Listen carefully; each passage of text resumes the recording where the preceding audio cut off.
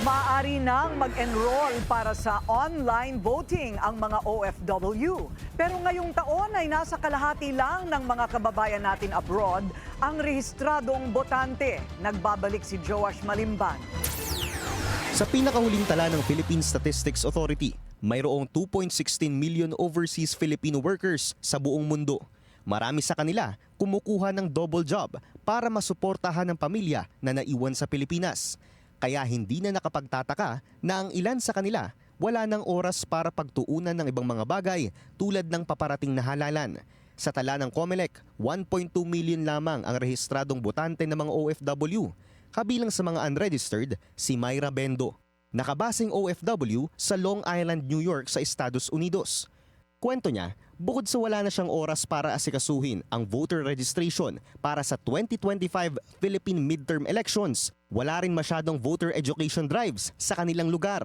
Hindi lahat kasi ng houses dito may Filipino channel. I guess kailangan din ng COMELEC or ng Philippine Embassy to provide us more like information in regards with the election through internet, Facebook or any social media.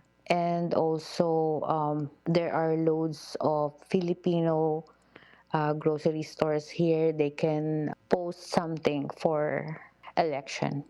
Bukod pa riyan, wala rin daw malaking Filipino communities na malapit sa kanyang pinagtatrabahuhan. Iisa lamang daw ang kapwa niyang Pilipinong coworker na anyay hindi rin aware sa overseas voting system. Nitong Sabado, opisyal nang binuksan ang pre-enrollment ng online voting para sa overseas Filipino voters. Ang mga eligible lamang dito ay ang mga nakapagparehistro hanggang September 30, 2024. Paalala ni COMELEC Chairman George Garcia sa overseas voters, siguraduhing pre-enrolled bago ang deadline sa May 7. Mabilis lang ang proseso. Una, siguraduhin rehistrado ka sa bansang nag-o-offer ng online voting.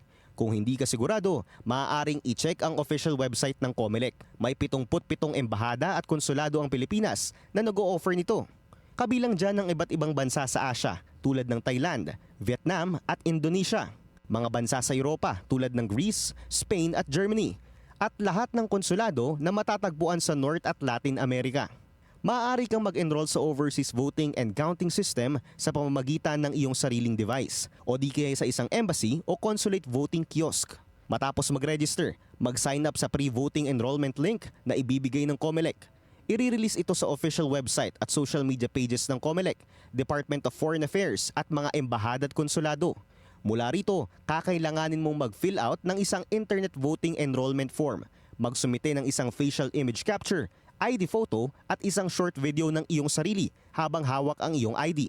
Once enrolled, makaka-receive ka na ng isang link upang ma-access ang login voting portal.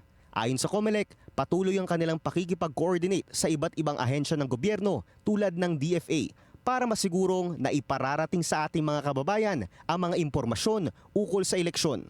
Sa kasalukuyan, sa 2 araw halos na ating pag-inganyo na mag-enroll, halos 5,000 na mga kababayan na natin na nag-enroll sa ating link para sa enrollment para sa overseas voting, sa internet voting. May isang buwan para bumoto ang mga OFW para masigurong mapaglalaanan ito ng oras ng ating mga kababayang nasa ibang bansa. Magsisimula ang overseas voting period mula April 13 hanggang May 12. Para sa Agenda, Joash Malimban, Billionaire News Channel.